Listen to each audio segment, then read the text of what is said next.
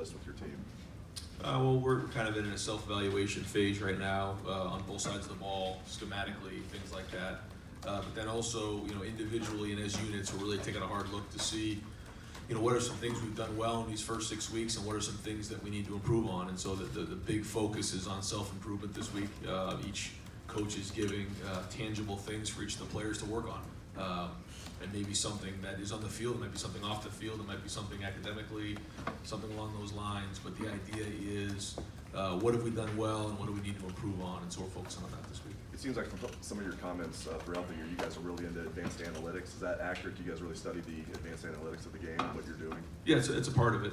You can get too jammed up with that because, most good football teams will, show you one thing one week and then do something the next week. That's what I always laugh about. Well, what did they do last week? And then you look at the analytics and you say, well, you can be sure they're not going to do that this week. So, you don't know. But it's all part of it, and there's certain things for sure that you can find, not only about your opponent, but also about yourself. Right next door, Nathan?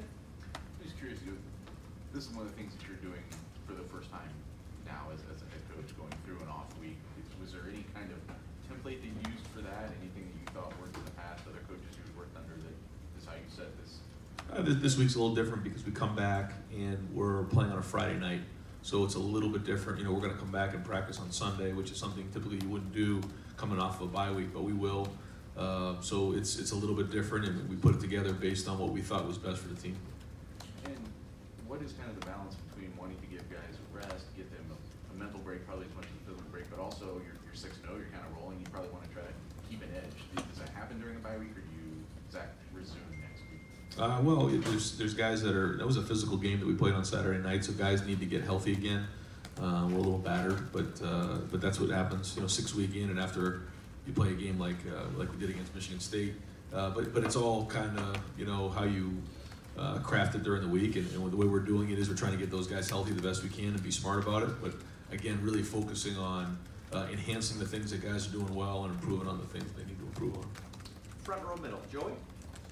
You mentioned at the beginning of the season that as far as defensive game planning, you'd have very little role in that. You kind of wanted to empower those guys. Looking back, first 6 games, has that gone according to that kind of plan? It has, yeah. Typically, after a game, get in there, watch it with the offense. I'll go in there with the defense. We'll go through each position and talk about things that went well, things didn't go well. I will have watched the game and then go through if there's anything that we see. We'll talk it through, or issues that may have arisen in the game, and talk those things through, what we want to do the next week and where we're headed. Usually personnel based. I kind of let those guys do the schematics of it, but sometimes we have conversation. But those guys have owned it. They've done a great job.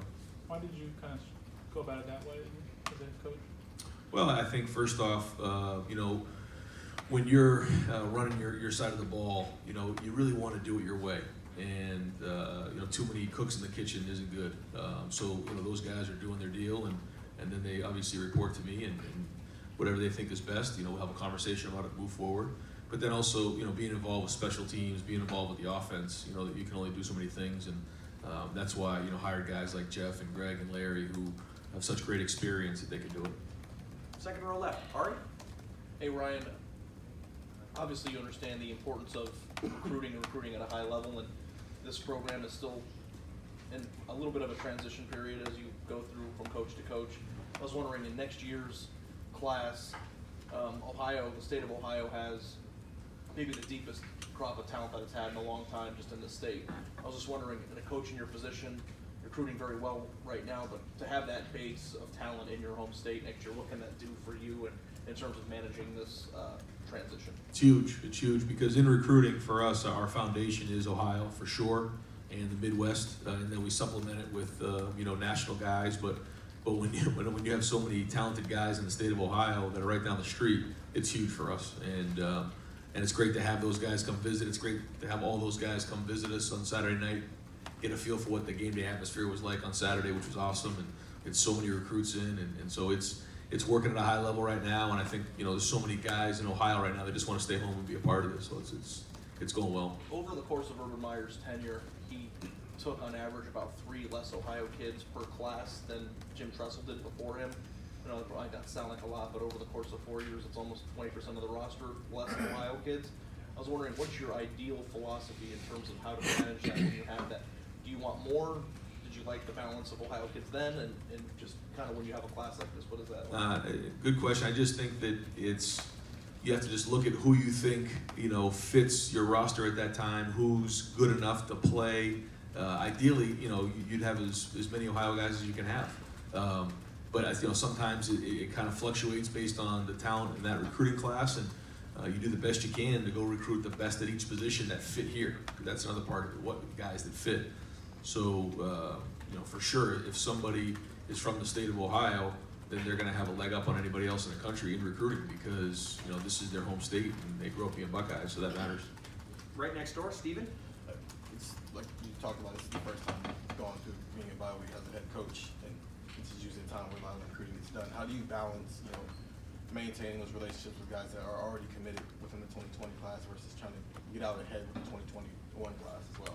Well, that's why you work so many hours and you have so many people who do a great job within the staff here. There's a lot going on. There's a lot going on Saturday. I don't know the total number we had, but it was a ridiculous amount of people that were here. And I thought Mark and everybody involved in his staff did a great job organizing all that, handling it well. I think recruits and their families understand that, on game day, they're not going to get as much time face-to-face with the coaches or anything. They're coming for the atmosphere, and they understand that, and all the feedback we got was that it was a home run. And right behind him, Dan. Ryan, you talked about that self-evaluation. When you look back at the first 6 games, what do you say is, what's one thing you think this team's done really well, and what's one big thing that you really need to improve going into the second half of the year? I don't know if it's one thing. I think our chemistry has been really good in the first 6 games. I think we have played with toughness. I think, seeing guys tackle, running the ball, the way guys are running the ball, the way we're blocking on the line of scrimmage, the way the quarterback's playing. I think the quarterback's tough. I watch the way he takes shots and he stands in there. And I think our team is getting a little bit of that identity. Now we have to keep that going. We have to keep building. And really, that game on Saturday night was the first time we played 60 minutes. We had to get that thing into the second half and go win the game in the second half. So that's going to be the challenge moving forward. I think higher end execution just in all phases is going to be critical. When you kind of play the way we did in the first 5 games where it gets a little lopsided, you're talking 18, 19, 20-year-old kids, when you play a team like Michigan State and you get some of that real resistance right there and, some back and forth, you can get their attention and how important execution is going to be in the details.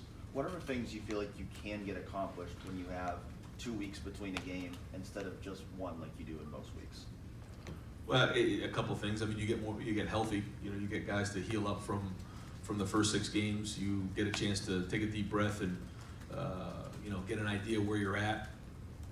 Evaluate each player, each unit, where they're at, where they want to go, where we want them to go, and then you get 2 weeks to game plan, which is good too. You get to try some things, throw it out, work through it. A little bit more time to prepare, and that's always good. Front row right, Austin. Ryan, I think since the moment you got here, there've been teams linking you to the NFL going back at some point. If the Redskins or somebody called right now, what would the response be? Yeah, and I appreciate you asking, and I think, being in a place like Ohio State, anytime there's success, things like this are going to come up. I don't ever really want to talk about any of that stuff. I love it here. This is where I want to be. So, no matter whether it's good, bad, or indifferent, even for the next 5, 10, hopefully 20 years while I'm here, I really don't want to comment on that because I don't think it's good for anybody. Okay. Football stuff then. You seemed like early in the year that you were, anxious or nervous if Justin was running. What the depth situation is like. He's starting to do it a little bit more, and he's taking a couple shots. Are you still holding your breath every time he runs, or are you getting more comfortable with that idea since he's responded to that with some toughness? Yeah, a little bit of both, a little bit of everything. I think that he's shown toughness. He's dropped his pads. He's taken care of himself. He has taken a few shots, but you can see how dynamic he is with his feet and how he changes the game. And so there's that give and take. There's a calculated risk every time that happens. And again, we don't want him taking shots. We don't want to expose him, but at the same time, he's a talent and he's a load. It's not like he's skinny or he's going to take too many shots. And he actually delivers the blow on some guys. That's the way he's built. So he's big and strong, which really helps. But certainly we don't want to be in a situation where we have to run him too much. But when you get in the red zone or you get in those certain situations where it's such an advantage for us, then if we got to go win the game, we're going to do it. And he understands that, and he's been great about it. And he's shown the toughness that we need to do that. Second row middle, Bruce? You have a Rose Bowl MVP defensively on this team who we don't see too much, Brendan White. Is he odd man out in your defensive change from a year ago? No, he's in there and he's working at it. You know, he's learned that bullet position, and you know, he's had some good snaps. He's had some snaps he wants to improve on, and you know, that's a guy that, you know, this week is a great opportunity for him to find out what is he doing well and what are the things that he needs to improve on, just like everybody else. But yeah, you know, Pete and Brendan and Jocelyn and Justin Hilliard, they're all kind of in that role. They've been kind of sharing the snaps, and so I know all those guys want to play more, but I think, you know, as we take a chance to look at the back of those 6 games, they'll all have some things they need to improve on. Is there a profile of a team that his presence on the field fits more? A tailback heavy team, a spread team? Is there a profile of a team that you just played teams that your personnel fit how those teams are attacking you better than Brendan? Yeah, I think that there's certain, you know, that hybrid position, that bullet is kind of a bigger safety who plays linebacker, and so, you know, if it's a little bit pass heavy, you know, sometimes you'll see the bullet in there a little bit more. If it's heavy pass, it's more of a nickel, more of a defensive back, a corner type, and so that's the good thing for us, is that we have some different personnel groupings we can get into on defense now to counter what we're seeing on offense. And so the more things you can do, then obviously the more versatility you provide as a player. But no, Brendan's doing a good job in terms of learning the position. You know, he jumped around a little bit in his position, so now that he's settling into this, I think that, you know, he played better this week. You know, he is improving over the last couple of weeks, and I think he's going to continue to improve. I know no coach complains about having too many good players, but I also know you're invested in every player. You know their parents, you know all that, and you obviously know his father's situation. As a coach, do you ever feel bad, like the kid's working hard, it's just guys ahead of him are just a little bit better? Well, I think, you know, certainly we all know that situation and are very sensitive to that. But at the end of the day, you know, we just kind of meet with each guy, and that's what this week is really good for, is to have a great conversation about where they're at and where they need to go. And we care about all these guys, and that's really important, is to make sure that these kids understand that we have their back and that we have the resources that they need to make sure that they're successful. And each coach's responsibility, each player's responsibility is to build that connection so that they know that we're here for them. And I think when you do that, then you got something special going, and I feel that within the team right now. Front row right, Tim? Yeah, a while ago you said 5, 10, 20 years, as long as you're here, so I'm sure you want to add 28, that's how long he's here. Boy, I don't know if I can make it that long, but it'd be a good problem to have. Oh, real quick though, I will say this, you are a youngish man at 40. You're a first-time head coach. Your team has gone from like a big question mark for a lot of people preseason about where y'all fit with a new head coach and a new quarterback, new offensive line, to now y'all are number 3 in one poll, number 4 in the other, getting first place votes. How do you temper being excited about your job, but with the fact that you know the season's half over? I mean, how do you deal with that? Because I would think you're pretty fired up right now. Well, it's great to be 6-0, and I think that when we looked at our season, we saw this first 6 games as a chunk. We had a bye week, and then we have 2 games. We have a bye week, and then we finish with the last 4. And it's something we talked to the team about, and the first goal was to get 6-0, and here we are. So now we're entering into this next kind of phase here, and it's good to build confidence. It's good to know that everything that we're working on is paying off, because there's been a lot of hard work that's been put in here. There's been a lot of hours that have been put in here, physically, emotionally, mentally, meetings, lifts, workouts. I mean, there's so many of those things that have happened, and so to see that pay off is great. But we all know that doesn't mean anything if you don't win the next one.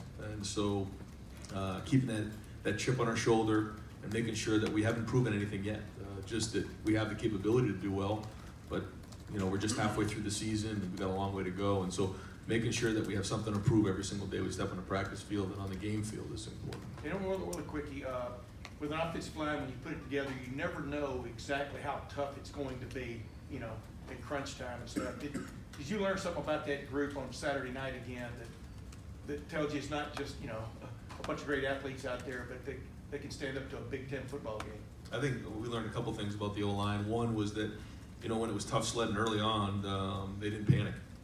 They just kept swinging away. And I think the second thing, like you said, is that was a real defensive line that He's got some really good players in there, and I thought they were physical. They were finishing guys downfield again, and they took a lot of pride in that. And to run for over 300 yards against that outfit is saying something. So I think that goes to show you where our line is and what it's capable of. So all that means is just more expectation to move forward. Third row right, Rob. Conventional wisdom coming into the season was that Justin Fields wouldn't be the passer that Dwayne was, just because of Dwayne's numbers, what he's done. Are you surprised at all at the success he's had, and how would you compare those guys at the halfway point last year to this year, their growth? Is it similar? Is Justin ahead? I just very different. Just very two different situations, I think. But both were unknown. Both had 0 collegiate starts coming into the season, which is amazing when you think back on it. But it was a situation where Dwayne was in the offense and just had to prove that he had the game experience and those type of things. Justin was much more of an unknown because he had just got here in January, and so he's growing every day. He knows what he needs to work on, but his leadership and his toughness is shown. And I think the guys in that locker room are appreciative of that. I think they see it. He's got a lot of areas to grow, a lot of things to work on. But if he continues to lead, if he continues to be tough, if he continues to be a leader in that locker room, then a lot of good things are going to happen. How do you compare the two as passers? Just strictly from what you being a former QB coach, how do they? One is kind of a more of a pocket guy who's a little bit longer, leaner, 6'5", maybe a little bit quicker release. The other guy is 6'3", thicker, stronger in the pocket. Guys can kind of bounce off of him in there. He's a little bit stronger in there. He'll stand in there a little bit more. He can create and extend plays, and he's got a very strong arm. And that thing comes out with pace when it comes out. So I think Justin can make a throw anywhere on the field at any point, whether it's in the pocket or when he goes to escape. There's not really an area of the field that he can't get the ball to, and a lot of times it's not even with his feet underneath him. He can get away with some of that stuff, and so all the things that we're cleaning up in terms of technique and getting the ball out on time, but he's very talented. And one more at the risk of pushing this. Yeah. The Redskins contacted you? No, like I said, no, but I'm not going to talk about that stuff. I really don't want to have any conversation about that. Over here to the right, Clay. Okay, let's forget Haskins plays for the Redskins. He's going through a very uncertain time in his career, about the direction of that team that he's on. Has he reached out to you? Have you tried to counsel him? If you would, what would you say to a guy where he is in his development? No, Dwayne and I, speak regularly, but I hadn't really talked to him. I think since he played in the preseason game, I think it was in Cleveland. He played a preseason game in Cleveland. Yeah. Talked to him before that, and wished him nothing but the best of luck. But kind of busy here and running around. But no, it's the same thing. He's gonna be fine. He's just got to keep working at it, keep staying strong, and he'll be fine. Front row left, Doug. Ryan, I was joking with Luke Farrell earlier this year about when he's going to come in your office and demand that he get the ball. And he said, of course I would never do that. But he catched the touchdown pass the other night, and he was saying he almost got emotional about it because he was so excited for the opportunity to contribute to his team and help that kind of thing. Obviously, Luke is doing his job blocking most of the time. Just what's that guy done to help this offense this year? Well, he's done a lot, not just this year, but last year too. And we've played with several tight ends on the field. It's one of our more experienced groups coming into the season. When you're a tight end, you have to be able to do a lot of things. You have to be able to protect. You have to be able to run routes. You have to be able to run block. You have to do all those things. And to do that takes a special guy, and I think Luke does all of those things very well. He's not a guy that takes a lot of maintenance. You tell him something once, he gets it. And it's not easy as a tight end because you have to be involved in so many things. You have to be a high processor. He does that. And like you said, he doesn't bring a lot of attention to himself. He's not getting the ball or anything like that. Never heard any of that from Luke. And so proud that he made that big play, and we needed that play in that game. And not only the catch and being where he's supposed to be when he's supposed to be there, but then also to break a tackle, with one of the better, linebackers in the country, and Bocce, and then scores a touchdown. That was great for him and well-deserved. Just the idea of, he was just talking about sort of the emotion of the moment and these, mean, they're still young guys and they're giving everything to this. And he was saying, like, I got to score a touchdown at my dream school. Like, it was unbelievable. What does that tell you about these guys? And I think sometimes maybe it's easy for us to, you know, so it's a business, a lot going on, but there is an emotional component of this that you can tell sometimes when it comes out of these kids, it really means a lot to them. Yeah, I totally hear what you're saying, because I think sometimes we just think this thing goes on and on and on, and they're just, you know, they're players and everything. But like you said, these guys are kids that grew up in, you know, some grew up in Ohio, some grew up wherever, but they grew up and dreamed of being in environments like they were on Saturday night, and to actually fulfill a dream after all the hard work that's been put in. And there's a guy who, you know, he keeps putting it in, but really hadn't made a big play like that. And so you just never know. It's faith without results at times. You just got to keep trusting it and trusting it and trusting it. And then all of a sudden when it happens, it's like, this is why you do it. And great to see stories like that, because in a day and age where everybody wants, you know, instant gratification, you know, to see a guy work like that and then get his due is great to see. Right behind him, Bill. Ryan, you've remarked a couple times about Justin's toughness, and just curious maybe what you thought of him in those regards when he got here, how you've seen that develop, and as he tries to carve out this leadership position, how much does his willingness to go get tough yards help that? I didn't have any expectations of him. I didn't, because I didn't know him really, other than just in the recruiting when he was coming up. But didn't spend a ton of time with him because he was committed to Penn State and then committed to Georgia. So we had a young man committed to us at the time. So it was a little bit, but didn't really get to go see him play or anything. So I didn't know. And then got around him a little bit, got to know him a little bit. But still, you don't know until you're in it, because we don't tackle the quarterback. And then to see the last couple games, the way he's taken a few shots, the way he's run the ball, and then come right back, that is some grittiness there, and that's very exciting.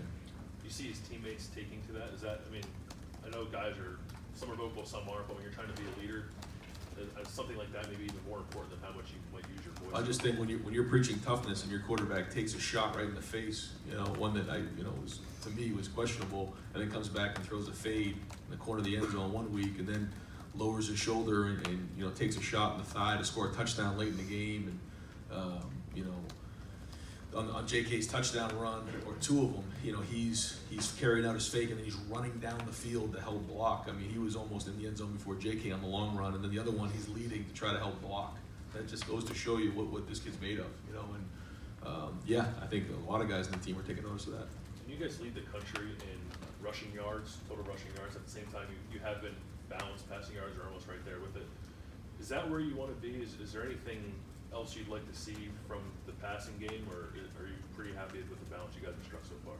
It was kind of like, you know, last year, you know, we were a little bit more passing, and that's kind of how it played out as it went on. But I think we're very explosive in the pass game, and again, tribute to the way that backs are running, the way we're blocking right now, because when you can run, that you can really control the game. I think we've done that so far, but like you're saying, as the game goes on and the season goes on, we get into these games and we're going to have to throw at a high level, so that's going to be part of this. But certainly, you know, any offense would tell you they want great balance. Second row right, Tony. Ryan, when Jeff Affley brings in this defense, I guess we didn't really know exactly what it looks like. Now he's out there trotting 3 starting corners. And it seems to me that that 3rd starting corner is kind of very important in allowing this to happen. So how would you rate, or how would you describe Shaun Wade's value in this defense? I mean, I don't know how I could really, you know, put any kind of commentary on how valuable it is, but that's big. You know, you see a lot of guys in college football try to get the ball to the slot receiver, you know, whether it's RPOs or throws or whatever it is, that's the guy they target. You know, the guys on the outside, they're a little bit longer throws, and so in college, you know, that guy gets targeted a lot. So you have to be talented. You have to be able to play the run. You have to be tough. You have to blitz like you did. You have to be able to play coverage. You have to play man-to-man on a deep ball. You know, you have to be able to do all those things to be really good at that position. Otherwise, you have to keep, you know, moving different body types in there based on what you're seeing. What Shaun gives us is great versatility, because he's kind of has all those skills. And then not just covering those slot guys, but the way he was blowing up those screens. It's unbelievable. You know, on that one screen that he made a play on, we were kind of outnumbered. It was a heck of a design by them. But we talk about how toughness and effort can overcome scheme, and There's two guys there that are blocking him. He kind of splits them and slows the screen runner down just enough. And then B.B. Landers gives great effort on that play. Tough Borland gives great effort on that play. And that's about the pursuit that Greg Madison talks about. And Sean kind of stops him just enough to stop his feet. And then here comes the pursuit and make the play. And that was a big play in the game. Right next door, Steve. Yeah, Coach, I want to ask about the Dobbins long touchdown. On the replay, it appears Hausman seals off one side and the three interior linemen all hit their blocks and everything. He has to make one guy miss and he's off to the races. Just in general, the execution of that play seemed like it was as good as it could be against a quality defense, a very good front seven, and in general, just the play of the offensive line to date. Just your thoughts on how this has clicked together for them. Yeah, it was a 3rd and 2. We put formation into the boundary, and I thought our guys did a really good job of getting to the second level. Josh Myers did a really good job getting up on Bocce there. We got good movement on the front side. And if you watch it on film, that as Justin disconnects, that safety took maybe a step or 2 steps because he thought maybe Justin had the ball. And I think that was enough to get him squared out the front side. The other guy who made a big block on that was KJ Hill on the walkout. He got on his inside number and that sprung it. But it was well done by everybody. You know, to hit a big play like that, all 11 have to do great. You know, if 10 guys or 9 guys do their job, it goes for 10 or 12. But everybody has to do their job for a big play like that. They did. And just offensive line, just your thought. I mean, it was a group that had never played together. I mean, you insert Jackson at the absolute last minute, wasn't here in the spring, and it seems like that group has played pretty well today. I would say Joan is as close to a man in pros. I've been around in a long time. He's a great young man who really has immersed himself in this program. The guys really have taken to him, and he's got a great way about him.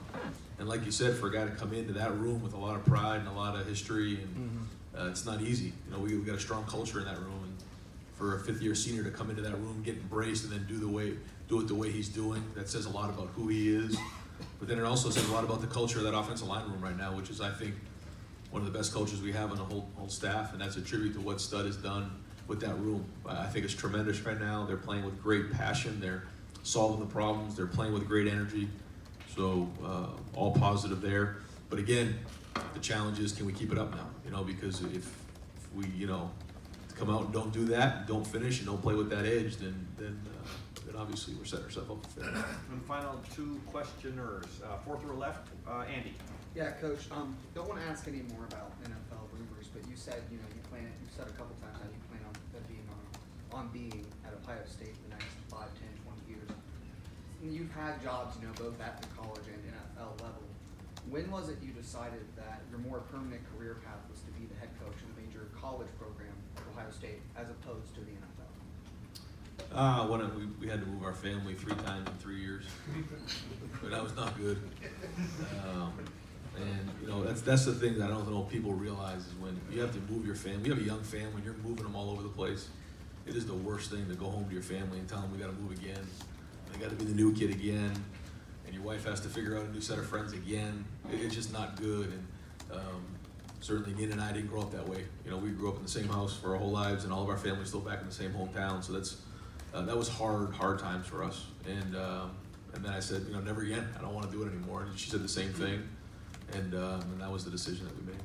And final questions, 4th row middle, Joe. You guys blocked a few kicks early in the season. Drew Chrisman's been a model of consistency, punting. How would you evaluate each of the special teams units through 6 games? I think we've been solid. We missed 2 blocked field goals by, as close as you could possibly miss a blocked field goal. The second one, Chase is right there, and I don't know how it maybe just slid by his fingers and he missed it. I think if he kicks it down the middle, we're probably blocking it. I think that we've done a good job with the punt blocking, field goal blocking. Our return game has just been okay. I think our punt game has been solid. I think Drew's doing a good job. I thought we did a good job the other night of covering. I think they had 0 return yards. So overall, it's been solid. I still think our return game can be better, but overall, special teams has been solid. Great. Hey, Ryan, real quick, did you get to watch the game last night at all? Did you get to watch any of that game? Did you see Nick I did. I watched the first half. Yeah. What'd you think about the way Nick Bosa played that game? Oh, I was proud of the way he played. Yeah, it was great to see him healthy and running around making plays. And he was a terror out there. And the Planting the flag. Did you see that? No comment on that. Come on.